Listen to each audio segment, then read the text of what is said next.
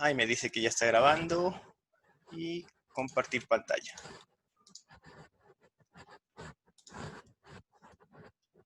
¿Me confirman? ¿Ahí están mirando la pantalla?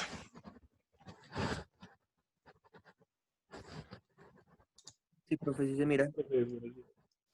Listo. Bueno, hoy vamos a mirar un tema que es el aprendizaje no supervisado. Esta clase de hoy, bueno, va a ser teórica. De aquí, muchachos, ya solo nos queda un taller que estoy preparando. La próxima semana ya se los presento. Tenemos más o menos un mes para el taller. Se los voy a pasar el 19, el próximo martes. Y yo creo que hasta el 19 de febrero, sí, un mes, alcanzamos. Igual es muy cortico y sí, va a ser de aprendizaje supervisado. Vamos a elaborar un modelo para predecir la deserción estudiantil en la Universidad de Nariño. Yo por acá tengo ya el conjunto de datos, tengo los promedios, todo el conjunto de datos yo se los voy a estructurar bien para que hagamos cualquier modelo que ustedes elijan, ¿no? Un árbol de decisión, un random forest, lo que ustedes pretendan, ¿no? Eso ya depende de ustedes. Pero bueno, nos quedan un par de temas que, bueno, vamos a mirar el aprendizaje no supervisado, ¿no? Yo les había comentado por ahí, por las primeras clases, que, bueno, el aprendizaje no supervisado, perdón, es cuando no tenemos esa variable que llamamos clase, ¿no? O no tenemos lo que queremos, la variable objetivo que queramos predecir. Entonces, cuando nuestros conjuntos de datos no tienen esa variable, pues una técnica es el aprendizaje no supervisado, ¿no? Que se basa en las técnicas de clustering. Bueno, antes de hablar de clustering, vamos a mirar primero un concepto de distancia, ¿no? Bueno, el concepto de distancia prácticamente es en un conjunto de elementos X, se define la distancia o métrica como una función matemática aplicada a un par de elementos de X que satisface simultáneamente las siguientes condiciones. Entonces, bueno, una medida de distancia es una función matemática que tiene que satisfacer estas condiciones, ¿no? La distancia entre A y B debe ser mayor o igual a 0, ¿cierto? Debe ser simétrica, la distancia entre A y B es igual a la distancia de B hacia A. Aquí hay un concepto que es desigualdad triangular. A ver, voy a poner por acá. Sí, la desigualdad triangular es algo lógico. Voy a poner aquí, voy a dibujar aquí un triángulo.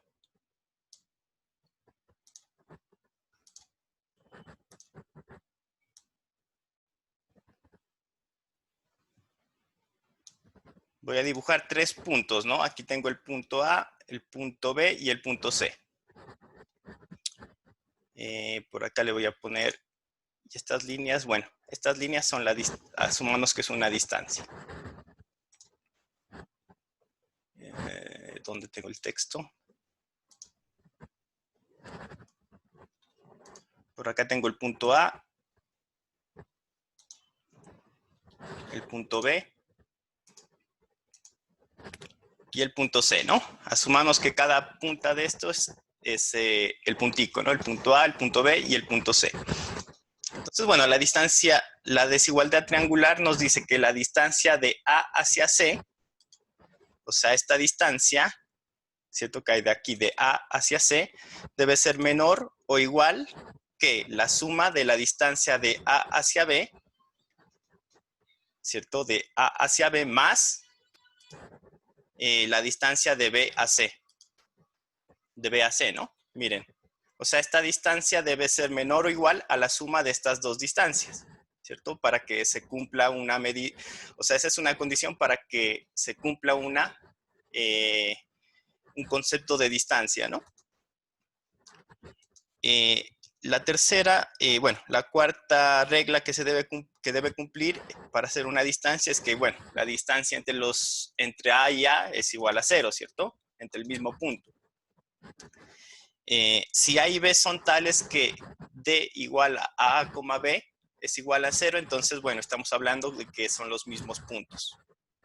A y B son iguales. Entonces, bueno, partiendo de un concepto de distancia es muy importante a la hora de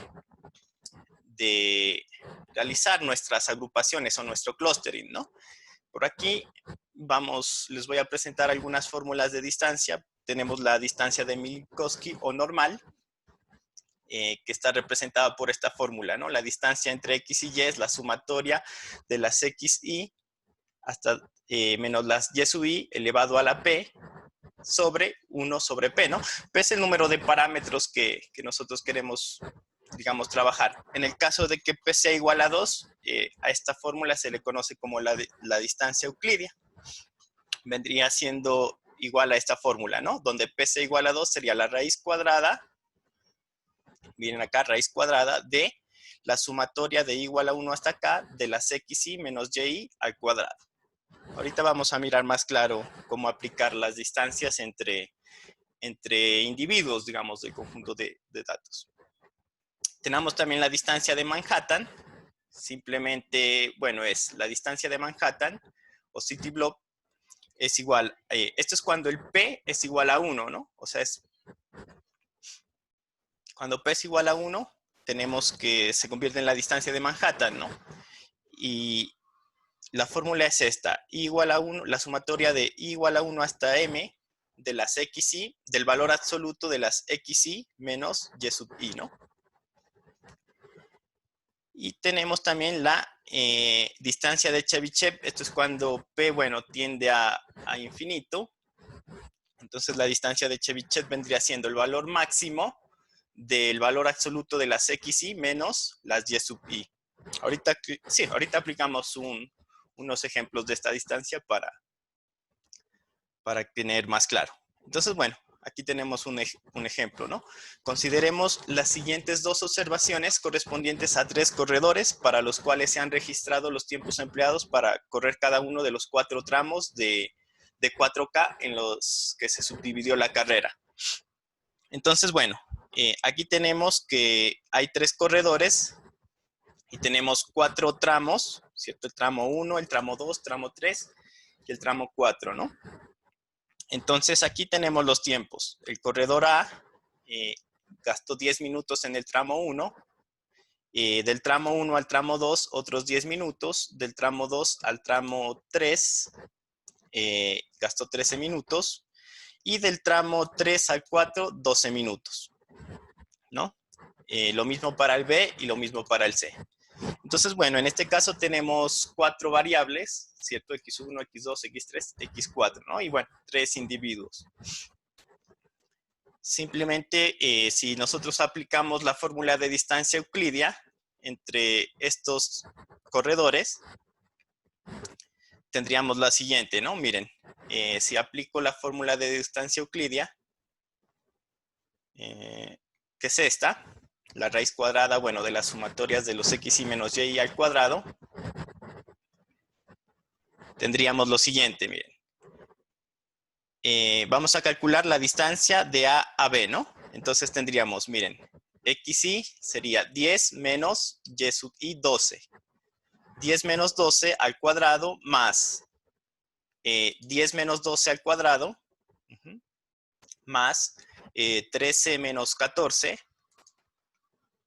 al cuadrado más 12 menos 15, 12 menos 15 al cuadrado. Esto es igual a, bueno, haciendo toda esta operación nos da que es igual a la raíz cuadrada de 18. Lo mismo si aplico la distancia entre AC, ¿cierto?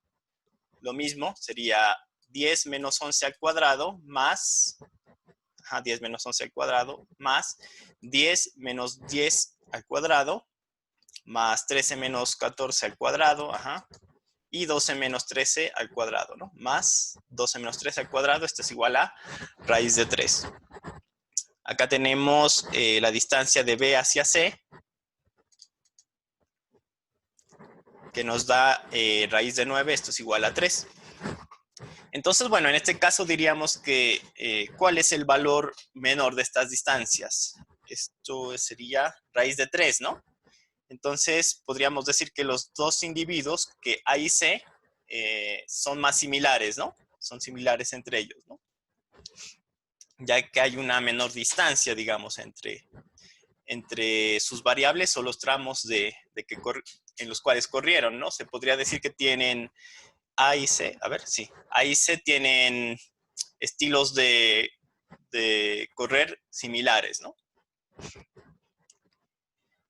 Bueno, aquí tendríamos el concepto de la distancia de Manhattan, ¿cierto? Que es la sumatoria ya no de los valores al cuadrado, sino del valor absoluto. Y también tenemos que, miren, la distancia de A hacia C es la menor, ¿no? Es con 3. Y de acuerdo a la otra fórmula, a la distancia de Chebyshev, tendríamos que calcular el valor máximo de 10 menos 12, valor absoluto, 10 menos 12, 13 menos 14, 12 menos 15, y esto nos da 3, ¿no? El valor máximo, la máxima distancia que hay entre cada uno de los tramos, ¿no? Lo mismo, el valor máximo de las diferencias de los valores absolutos, ¿cierto? En este caso para A y C sería 1, y para B y C sería 2. Lo mismo, la distancia mínima está entre los corredores A y C, ¿no? Que es 1. Simplemente, bueno, la distancia sería el mínimo, que sería 12, valor absoluto de 12 menos 13, ¿cierto? Es 1 entre A y C, y sobre todas estas distancias se elige el máximo, ¿no?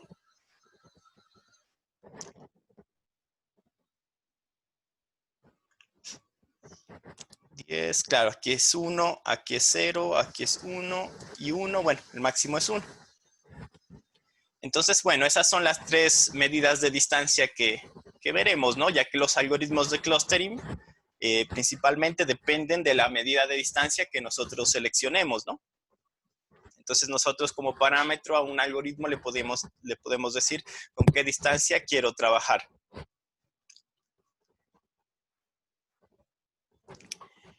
Entonces, bueno, el clustering, el objetivo básico del análisis de grupos o de clustering es descubrir grupos en los datos, ¿no? O sea, patrones en las variables que agrupen individuos, ¿no? De tal modo que sean lo más, o sea, cada grupo entre sí deben ser o sea, los individuos de un grupo deben ser muy similares, ¿no? En sus características. Y tienen que ser muy diferentes, muy disímiles con respecto a los demás grupos, ¿no? Entonces, en eso consiste el análisis de clustering, ¿no? El objetivo básico es encontrar grupos en los datos de tal modo que los objetos del mismo grupo sean muy similares entre sí, mientras con los objetos de diferentes grupos sean lo más diferentes posibles, ¿no?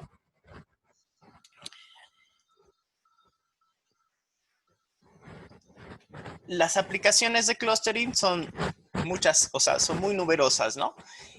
Por ejemplo, la clasificación de plantas y animales. En ciencias sociales se puede la clasificación de personas considerando sus costumbres, ¿no? Y o preferencias. En marketing, ¿cierto? De acuerdo a los consumos, se puede agrupar personas de acuerdo a los consumos. Y identificar los distintos tipos de consumidores, ¿no? Los cuales tengan necesidades parecidas. La práctica que vamos a hacer, bueno, ya con el clustering yo les voy a pasar un conjunto de datos donde tengamos diferentes consumos de clientes, ¿no? Entonces una práctica sería, bueno, si corremos una técnica de clustering, ¿cierto? Y descubrimos, bueno, X grupos de consumo, tendríamos que analizar qué consume cada grupo, ¿no? Y en base a eso, miren, yo podría perfilar a los clientes, ¿no? Si llega este cliente, pertenece a este grupo, a este tiene que venderle estos productos, ¿no? Miren que o sea, de las técnicas, o sea, el clustering descubre grupos, ¿no? Miren que con eso yo podría transformar, o sea, de un problema de aprendizaje no supervisado, lo puedo llevar a un aprendizaje supervisado. Si yo primero corro un clustering, descubro los grupos, ¿no? Entonces yo después puedo entrenar un modelo de aprendizaje cuya clase sea el grupo que descubrió la técnica de clustering, ¿no? Y perfilar a un cliente, ¿no? De acuerdo a su primera compra, yo ya le puedo predecir el grupo, ¿no? Entonces le puedo recomendar tales productos, ¿no? Esto sirve mucho para los sistemas de recomendación. Esa es una, sí, entonces esa práctica del consumo de marketing la vamos a realizar cuando ya lleguemos a los temas prácticos, ¿no? Primero, bueno, les comento la teoría y en qué consisten estos algoritmos. También otra práctica podría ser el clustering de documentos, ¿no? O sea, recuperar documentos, organizar documentos por su tema, ¿no? Por su semántica, por su contexto, ¿no? Detección de duplicados, ¿cierto?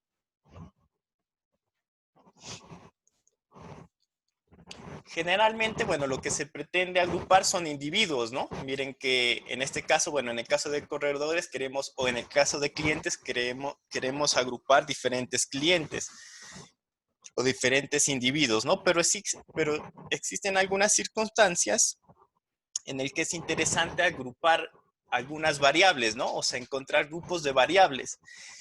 Si nosotros estaríamos, digamos, en estudios socioeconómicos donde tenemos variables como el estrato, digamos, el nivel de calidad de vida, ¿no? Si la persona trabaja, en fin, variables socioeconómicas. Si queremos mirar qué variables, digamos, se agrupan en un contexto, podríamos agrupar variables. Simplemente, ¿qué tendríamos que hacer? Miren, para ello, la metodología es la misma, ¿cierto? Que para el análisis de clúster por individuos. Simplemente tendríamos que transponer y usar la matriz traspuesta, ¿no? O sea, transponer las filas por columnas, ¿no? Y aplicar el mismo método de clustering que vamos a mirar. Entonces, en ese caso podríamos descubrir clustering de variables, ¿no? Bueno, para agrupar objetos, casos o variables, bueno, es necesario seguir algún algoritmo, ¿no? Los algoritmos o métodos de agrupamiento, bueno, permiten identificar clases existentes en relación a un conjunto de atributos o características, ¿no? Entonces recuerden, estos algoritmos identifican clases, ¿cierto? Que en el conjunto de datos, bueno, no está esa clase, ¿no? Especificada, ya que no tengo esa etiqueta de clase, ¿no? Los algoritmos de clustering la descubren una etiqueta de clase o un grupo, ¿no? De acuerdo a las características que tenga el conjunto de datos. Entonces, en el aprendizaje no supervisado, yo no le especifico la clase que quiere aprender el algoritmo. Él mismo la va a detectar, ¿no? Entonces, bueno, ¿de qué depende el agrupamiento logrado? Simplemente, bueno, depende del algoritmo a utilizar. Depende también de la distancia que nosotros seleccionemos, de la cantidad de grupos deseados, si existe esta información, de las variables recogidas en la base y si las variables han sido estandarizadas o no. De todo eso depende un agrupamiento, ¿no? Sí, o sea, puede que si nosotros hacemos un clustering sin las variables estandarizadas nos dé un resultado y si estandarizamos nos dé otro, ¿no? O sea, todas esas cosas afectan en los resultados.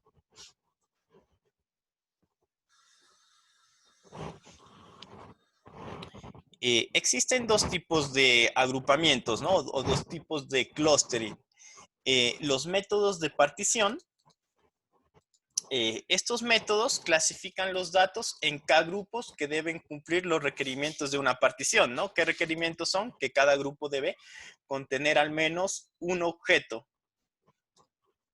y que cada objeto debe pertenecer exactamente a un grupo, ¿no? Entonces, bueno, cada grupo mínimo debe tener un individuo y un individuo debe pertenecer solo a un grupo, ¿no? Esos son los métodos de partición. En los métodos de partición nosotros también debemos especificar el valor de K, ¿no? O sea, cuántos grupos yo quiero seleccionar del conjunto de datos. O sea, ese número de grupos que yo quiero identificar, tengo que especificárselo yo como investigador, ¿no? O sea, le paso el conjunto de datos y corro una técnica de clustering y le tengo que especificar cuántos grupos necesito o cuántos grupos requiero. Eh, Muchas veces, o sea, existen también técnicas para encontrar el grupo óptimo, ¿no? O validar si el grupo que yo seleccioné es el más adecuado, ¿no? Eso lo vamos a mirar más después en la práctica. Y también existen los métodos jerárquicos, que son los que vamos a mirar en esta clase. Los métodos jerárquicos son los aglomerativos, o sea, se dividen en dos tipos, ¿no? En los aglomerativos, que empiezan con n clúster de una observación cada uno. Entonces, miren, los aglomerativos empiezan con n clúster de una observación cada uno. Y en cada paso se van combinando dos grupos hasta terminar en un solo clúster con n observaciones. Entonces, los aglomerativos nos dicen que si yo tengo 10 individuos, inicialmente voy a tener 10 clústeres, ¿no? 10 clústeres. Y en cada paso se van a ir, digamos, voy a ir combinando dos grupos hasta terminar en un solo clúster, ¿no? Al final voy a obtener un solo clúster con las 10 observaciones, ¿no? Entonces empieza de n clúster hasta terminar en un solo clúster con todas las observaciones. Estos son los aglomerativos. Y los divisorios comienzan con un solo clúster de n observaciones y en cada paso se va dividiendo un grupo en dos hasta tener n clúster con una observación cada uno, ¿no? O sea, hasta que este es el paso contrario, arranca con un solo clúster y se va dividiendo los grupos, ¿cierto? Hasta tener la misma cantidad de individuos que de grupos, ¿no? Entonces, bueno, hoy vamos a mirar estos métodos jerárquicos.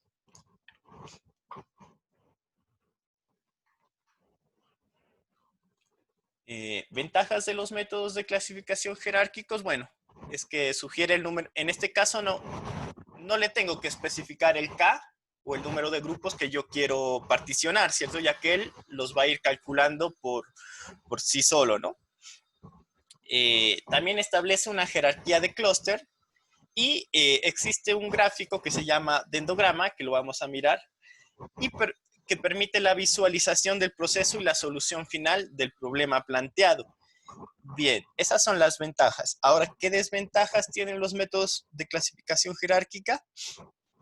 Las desventajas son que en grandes volúmenes de datos resulta muy costoso, ¿no? En tiempo, o sea, requieren un procesamiento muy costoso. Y es lento, ¿no? Entonces, esa es la principal desventaja del método jerárquico, es que son muy costosos en tiempo y consumen muchos recursos, ¿no? De una máquina. En eso, o sea, tienen más ventaja los métodos de partición, ¿cierto? Donde yo selecciono un K óptimo. Pero la ventaja de estos es que, o sea, me sugiere con cuántos grupos trabajar, ¿no? Y no le tengo que especificar el número de grupos. Entonces, bueno, cuando se disponen de numerosas variables para realizar un agrupamiento, es como utilizar,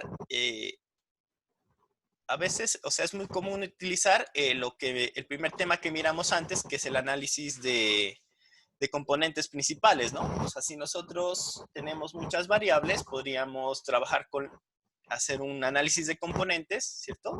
Y minimizar las variables, ¿no? Trabajar con esas variables y hacer el agrupamiento con mis componentes, ¿no? Esta técnica puede facilitar la interpretación de los agrupamientos obtenidos también, ¿no? Y con eso, bueno, evito trabajar con tantas variables, ¿no? Que no son necesarias, ya que si yo tengo unas componentes y sus variables están muy correlacionadas, me quedo y trabajo con las componentes. Entonces, bueno, aquí tengo unos gráficos. Miren, los aglomerativos se parte de tantas clases o de tantos grupos como objetos tengamos que clasificar. en pasos sucesivos vamos obteniendo clases de objetos similares. Entonces, miren, yo aquí tengo un grupo por cada individuo y en cada paso yo voy uniendo hasta que, o sea, voy uniendo los individuos, un par de individuos, hasta formar un solo grupo, ¿no? Y los divisorios, bueno, son el proceso contrario. Se parte de una única clase formada por todos los objetos y en pasos sucesivos va dividiendo en clases sucesivamente, ¿no? Entonces, miren, aquí está el ejemplo. Aquí yo tengo todo esto mezclado y en cada paso se va dividiendo, miren, hasta tener todo separado, ¿no?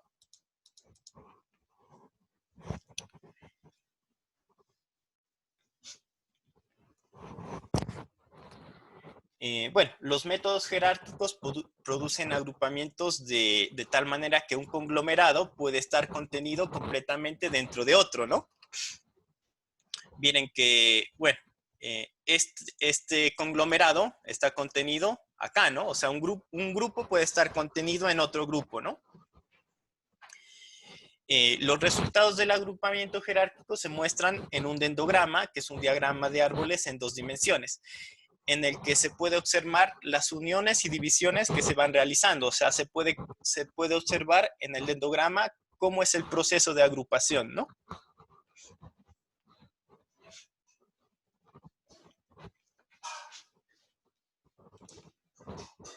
Bueno, entonces ahora vamos a mirar los pasos de la clasificación jerárquica.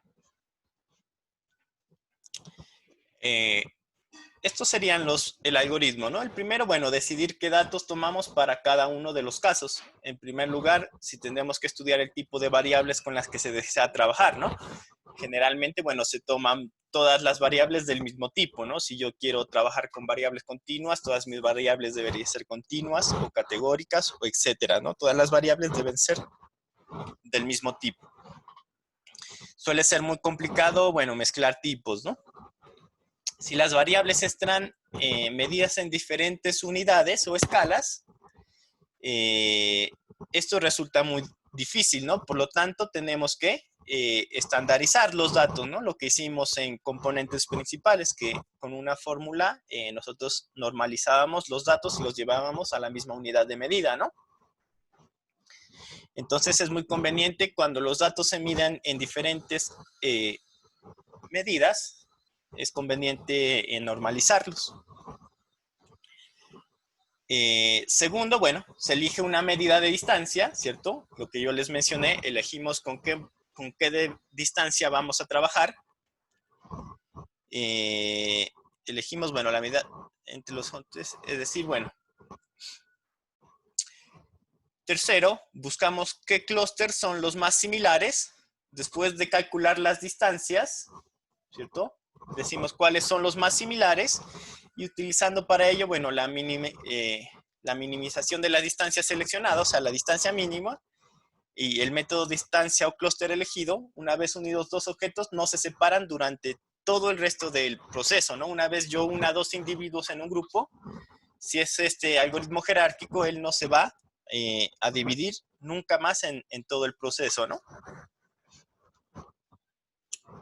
Juntamos, bueno, el cuarto paso es, después de seleccionar, buscar los más similares, es juntamos estos dos clústeres en un nuevo clúster que tenga al menos dos objetos, ¿no? De forma que el número de clúster decrece en una unidad. El quinto paso es seleccionamos la técnica de clúster y calculamos la distancia entre este nuevo clúster y el resto. A veces, bueno, no es necesario recalcular todas las distancias, esto ya lo vamos a mirar en el ejemplo. ¿A qué significa seleccionar? O sea, ¿qué significa seleccionamos la técnica de clúster?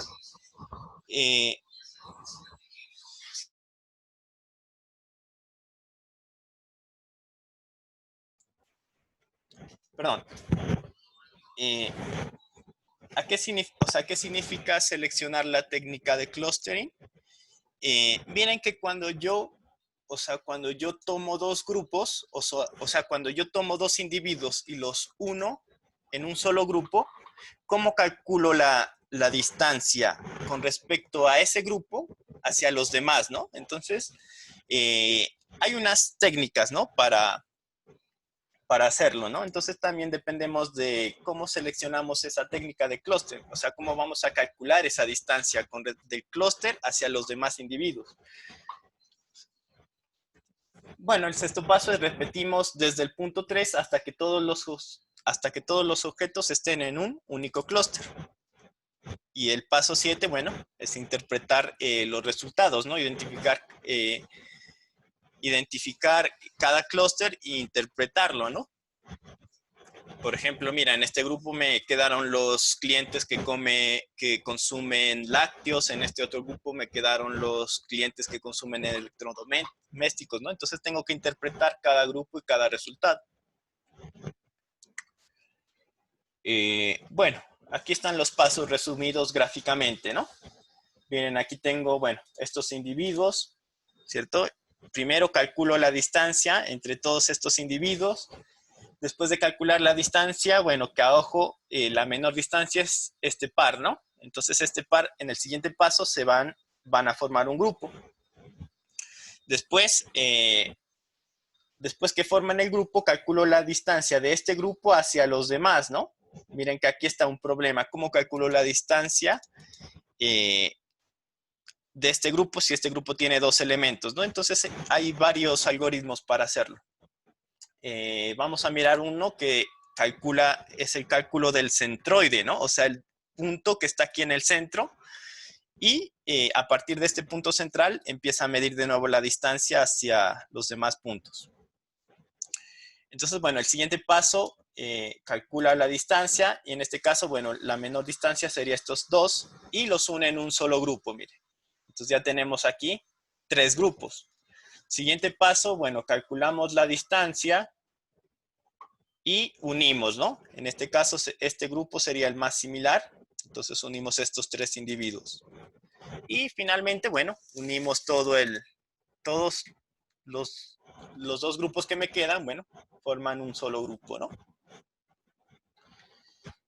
Aquí están, bueno, algunos algoritmos, ¿no?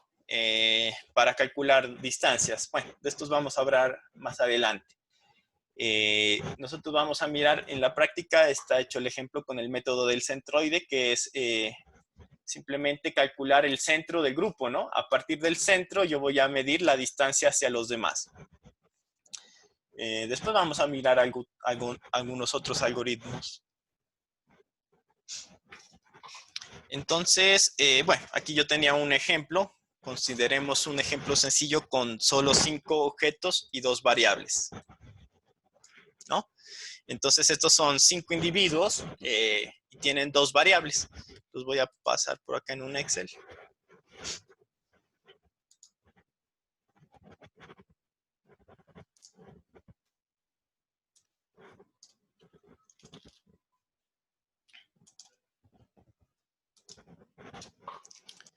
Eso, miren, estos son los mismos datos que yo tengo acá, ¿no? Entonces, bueno, vamos a considerar este ejemplo muy sencillo con solo 5 registros y 2 variables, ¿no?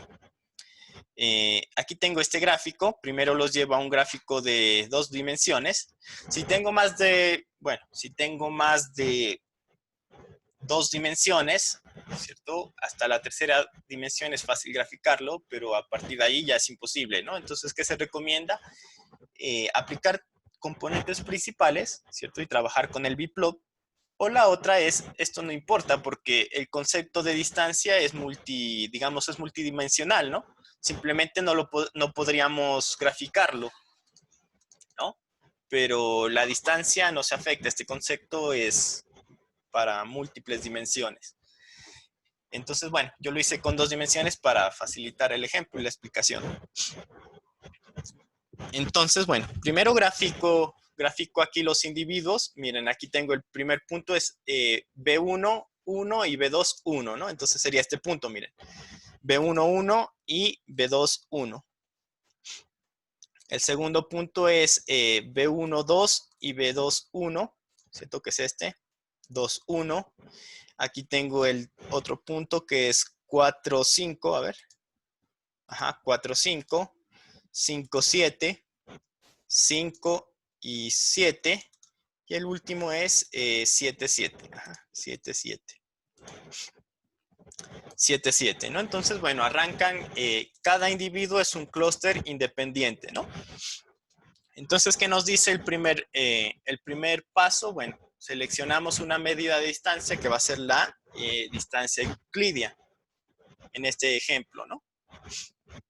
Y calculamos todas las distancias entre todos los puntos, ¿cierto? Esta es la matriz, aquí ya la calculé, ¿no? Esta es la matriz de distancias. La voy a hacer acá en el Excel. Entonces yo aquí tengo el individuo 1, el individuo 2, el 3, el 4. Bueno, arranco desde acá, desde el 2. 2, 3, 4, 5. Ya aquí tengo el 1, 2, 3 y 4, ¿no?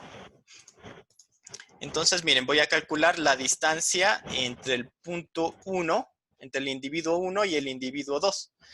La distancia euclidia, ¿no? Entonces, simplemente, bueno, sería, miren, aquí voy a tener, esto sería igual a, la distancia euclidia nos decía que es esto menos esto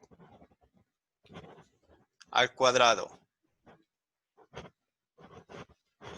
A ver, ¿cómo saco? Al cuadrado. Ajá, esto menos esto al cuadrado. Y aquí voy a poner ahora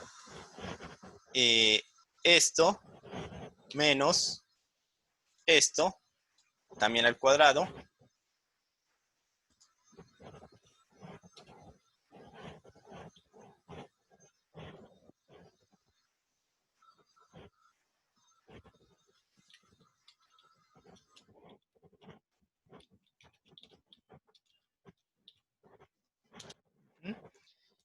Y simplemente aquí sumamos, ¿no? Sumamos esto más esto. Esto nos da 1.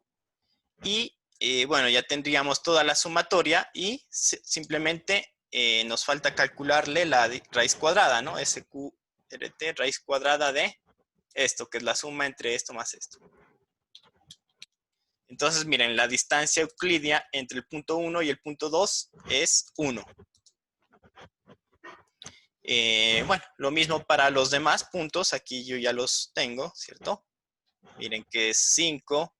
La distancia entre 1 a 3, la distancia euclidia del punto 1 al punto 3 es 5. A ver, la voy a calcular. Entonces, de 1 a 3 sería igual a B1 menos este, que es 4, al cuadrado.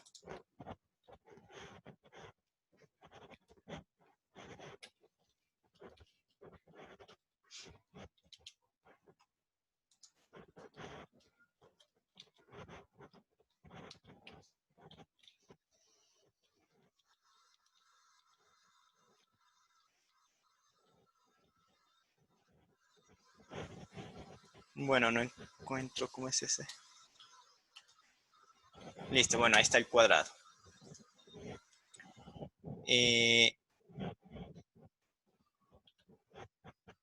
Ahora sí sería esto menos esto.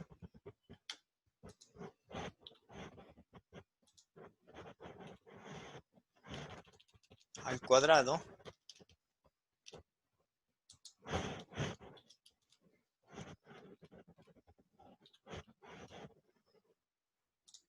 Y aquí sería esto, simplemente 9 más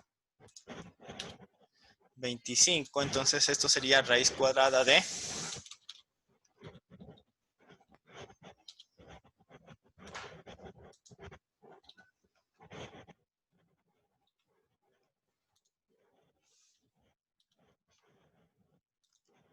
Bueno, nos da 5.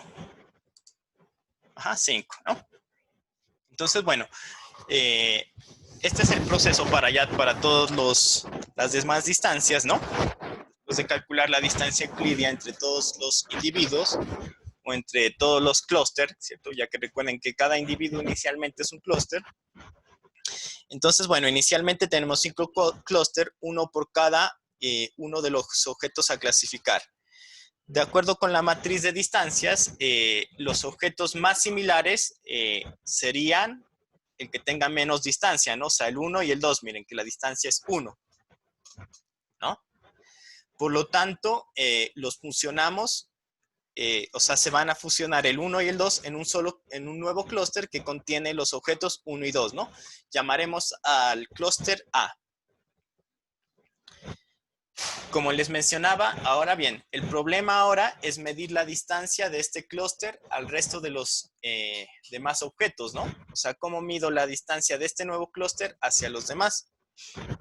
Entonces, nosotros vamos acá a usar, miren, aquí, gráficamente, ¿no?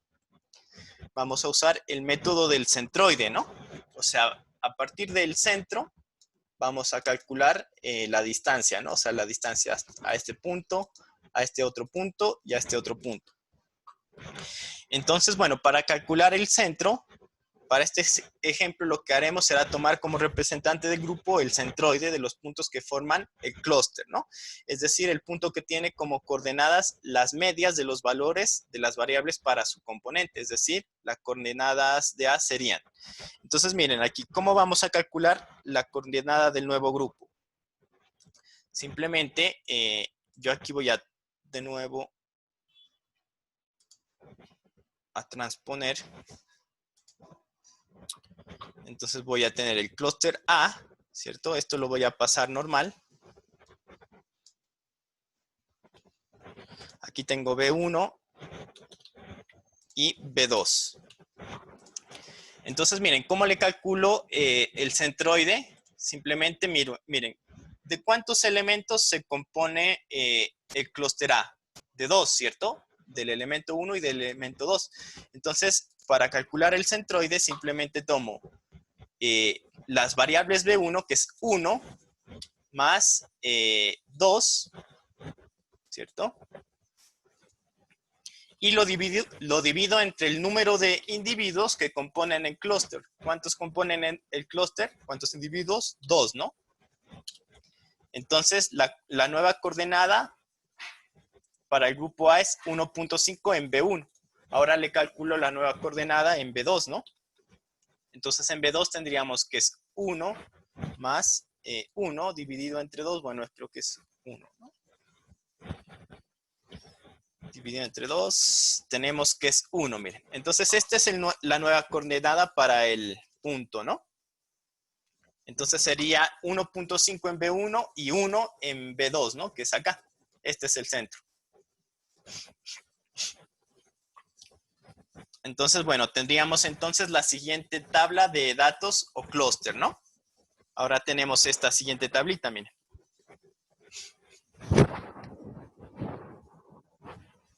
Siguiente paso del algoritmo es, a partir de estas nuevas coordenadas, de nuevo calculamos o actualizamos la matriz de distancias, ¿no? Entre los clústeres. Miren que la matriz, bueno, para los demás objetos no la tengo que calcular porque ya en el primer paso ya se estaba calculando, ¿no? Ahora tengo que calcular es prácticamente las distancias del clúster A hacia los demás, ¿no? Entonces, bueno, aquí tendríamos que la matriz de distancia sería 3, 4, 5. Y aquí tenemos A, 3 y 4, ¿no? A 3 y 4. Entonces, bueno, aquí ya tengo las distancias calculadas. Sería el mismo proceso, calcular la distancia euclidia, ¿cierto?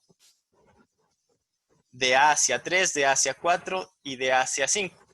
De 3 a 4, bueno, se supone que ya lo hice en este paso, ¿cierto? Por lo tanto, no se tiene que calcular.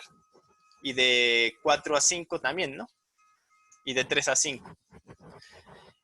Entonces, bueno, después de calcular las distancias, miren que el siguiente paso es, ahora los clústeres más similares, ¿cuáles serían? El que tiene la distancia mínima. A ver.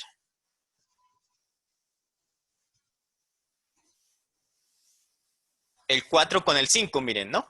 Que la distancia es de 2, ¿no? Por lo tanto, lo vamos a llamar clúster B, ¿cierto? Y calculamos de nuevo su centroide. En este caso, el centroide de clúster B es 6,7, ¿no? Miremos que en este caso, sí, o sea, en este caso, ¿dónde está estos elementos? Creo que son los más parecidos. 4 y 5, 6,7. Entonces, bueno, vamos a calcular de nuevo la matriz. ¿Cómo quedaría la matriz? Simplemente tenemos, esto lo voy a copiar.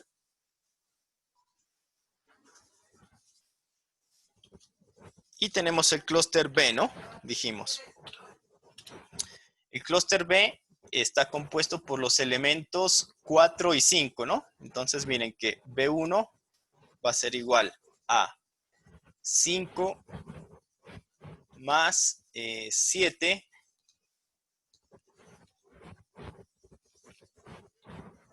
dividido entre el número de elementos que componen ese clúster, que es 2.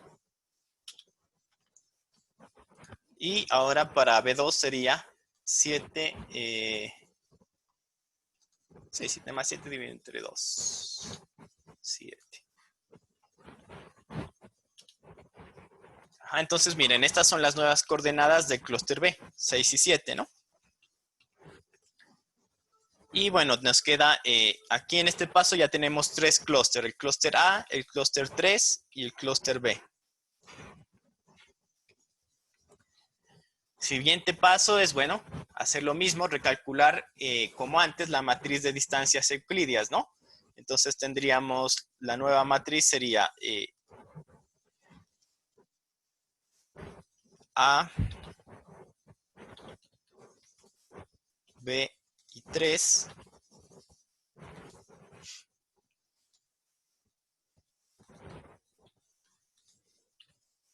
A, B y 3, ¿no? Entonces, bueno, calculamos estas distancias y elegimos la menor distancia.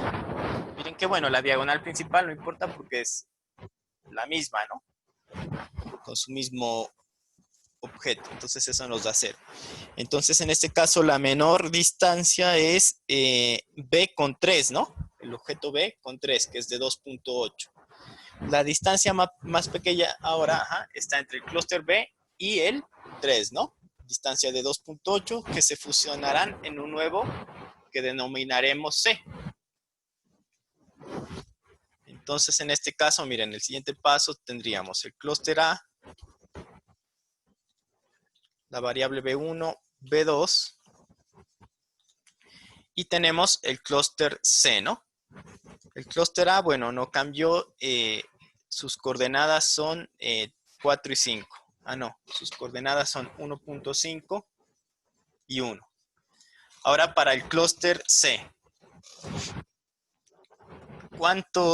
El clúster C está compuesto por el clúster B más 3, ¿no? Pero el clúster B, recuerden que estaba compuesto por 4 y 5, ¿cierto? Entonces, en este caso tengo 3 individuos, o sea, el clúster C lo componen 3 individuos, ¿no? Entonces, para calcular el centroide, tengo que tomar los individuos que componen a C, que sería 4 más 5 más 7, dividido entre el número de individuos que lo componen, que es 3. Y esta es la nueva coordenada en B1, ¿no? Para el clúster C. Sería 5.33. 5,3. Y ahora lo mismo para B2. Para B2 sería 5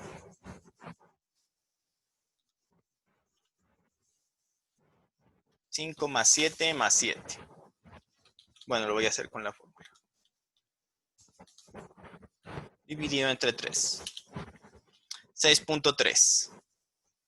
Entonces estas son las nuevas coordenadas del clúster C, ¿no? 5.3 y 6.3. Listo, aquí ya nos queda una tabla de datos con estos dos grupos. Y finalmente, bueno, se une estos dos grupos, bueno, se podría calcular la distancia que existe y se une, ¿no? Estos dos grupos ahora se unen en uno solo. Y ahí terminó el proceso de clúster jerárquico, ¿no? Miremos el dendrograma cómo ha quedado. Entonces, miren, en este caso, bueno, ahora solamente dos clústeres con distancia de 6.4, o sea, esta distancia del clúster A y al clúster C, si yo calculo la distancia euclidia, nos daría 6.4. Se fusionarían en el siguiente paso y se termina el proceso. Entonces, miren, este es el dendrograma que resume el proceso de cómo se realizaron las agrupaciones. Entonces, bueno, en el dendrograma inicialmente tengo todos los individuos, ¿no? Tengo el individuo 1, el individuo 2, el 3, el 4 y el 5. Entonces, miren que en el primer paso se unieron, se formó el clúster A, ¿cierto? Por el individuo 1 y el 2. Después se formó el clúster B entre los individuos 4 y 5, ¿no? El clúster B. Después se formó el clúster C entre el objeto 3 y el clúster B, ¿no? Miren. Y finalmente, bueno, se une el clúster A con el clúster C.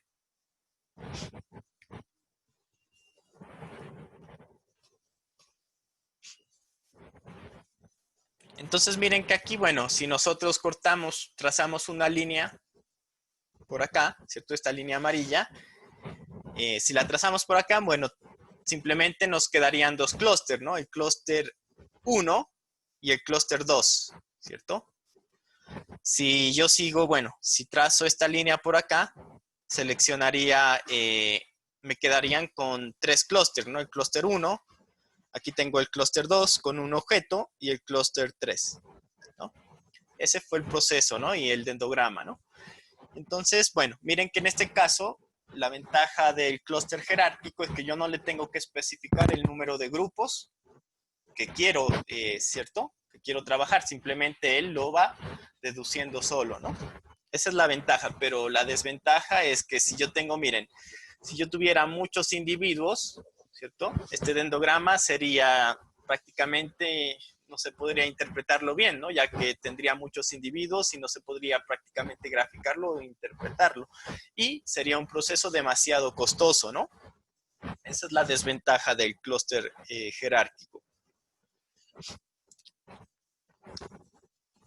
Bueno, por acá vamos a mirar otros métodos, otros algoritmos también de cómo medir la distancia de un clúster cuando se forma, ¿no? Que era este problema que nosotros teníamos acá. Miren que en este caso miren, en este caso elegimos el algoritmo del centroide, que es tomar el punto central entre los puntos que contienen ese clúster, ¿no? Ese es el método del centroide. También existen otros métodos. Teníamos por acá como el método de average linkage, que es el método de la media.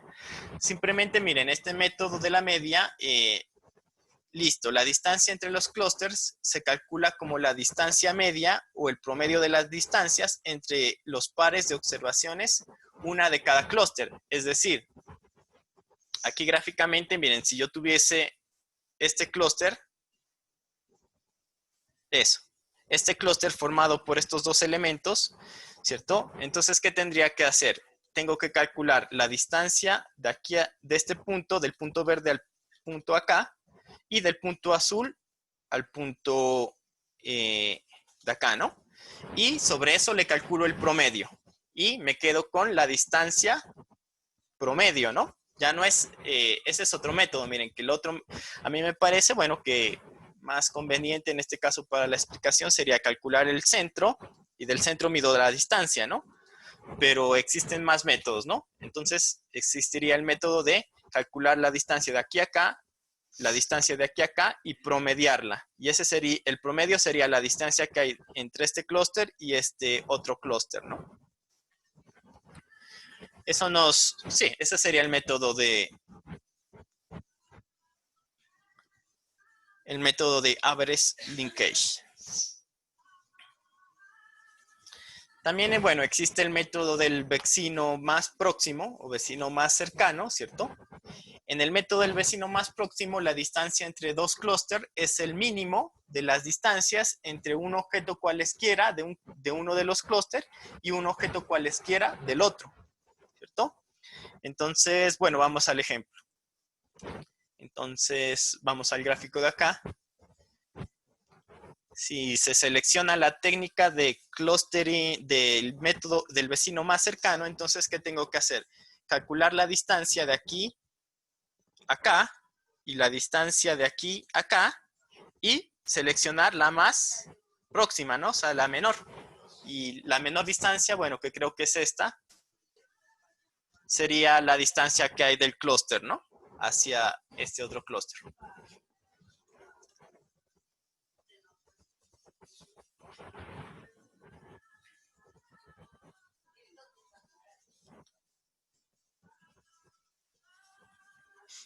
Ese es el método del vecino más cercano, ¿no? Igual, por acá teníamos otros métodos.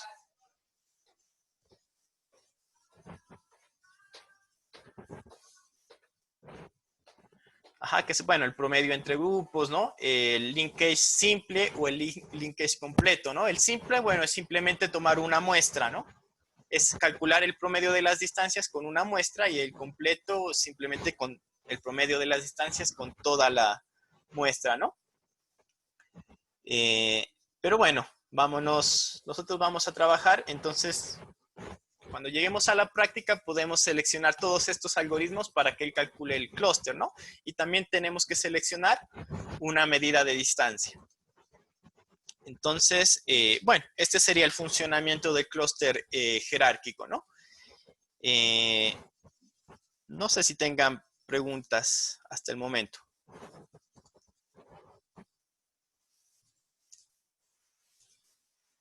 No creo, profe. De pronto en la práctica, ahí ya salen las dudas. Bueno, entonces, por hoy dejemos ahí. En la siguiente clase, bueno, vamos a mirar los métodos de partición, que son más rápidos, y vamos a hacer ya la práctica con marketing, ¿no? Para identificar grupos de consumidores, ¿no? Esto es muy útil si se quiere hacer, por ejemplo, no sé, al costo quiere perfilar sus clientes, podría hacer un análisis de clúster y hacer recomendaciones bajo eso, ¿no? Entonces, si no tienen más preguntas, chicos, pues terminemos ahí. Y en la próxima clase miramos lo que son métodos, el otro método de clúster y vamos a la práctica. Y bueno, la siguiente semana también yo les presento el taller, ¿no? El último taller, que va a ser de aprendizaje supervisado.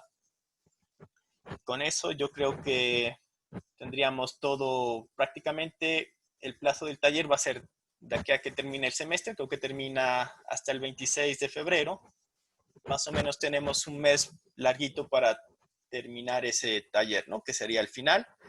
Y con eso ya les puedo calcular sus notas, pues que en general van bien, ¿no? Pero hasta que no entreguen el último taller, que es el que voy a dejar la próxima semana, no les puedo calcular el promedio. Entonces, sí, clases ya nos queda, terminamos lo de clustering, miremos si necesitamos lo de text mining también, pero sí, ya nos quedan muy pocas clases, muchachos, y con eso terminaríamos la temática. Simplemente ya les queda trabajar a ustedes en el taller y los martes lo podríamos utilizar como para solucionar dudas y que ustedes contarme cómo van en el taller, ¿no? Entonces, listo, muchachos, terminamos ahí la clase si no tienen preguntas. Yo les grabo este video, si lo quieren volver a ver, ya lo subo a YouTube. Y les paso también, les voy a dejar en COES esta presentación. Vale, profe. O sea que hoy en la tarde tendríamos. Yo les confirmo, ¿vale? Pasa que de pronto tengo una reunión. Entonces, si no les confirmo, yo les quedaríamos para partición la próxima semana y en la tarde de la siguiente semana haríamos la práctica. Y también el taller se los dejo, ¿no? En la siguiente semana. Entonces, Vale, bueno, listo, yo les profe. confirmo, muchachos. Por si sí o por si no, ¿cierto? Les confirmo la clase de la tarde. Vale, profe. Gracias, Gracias. profe. Vale, hasta luego, chicos. Entonces, me comentan cualquier duda. Hasta luego, profe. Hasta luego.